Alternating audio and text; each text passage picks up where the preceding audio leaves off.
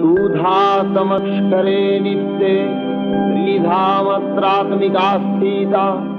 अर्धमात्रा स्थिता नित्या ज्ञानुच्चज्जा विशेषतः तमेव सा तं सावित्री तं देवी जननी परा तयैव धर्यते सर्वं तयैतत्सृज्यते जगत् तयैतत्पल्लते देवी समक्ष्यन्ते च सर्वदा विसृष्टौ सृष्टिरूपातं प्रीतिरूपा च पालने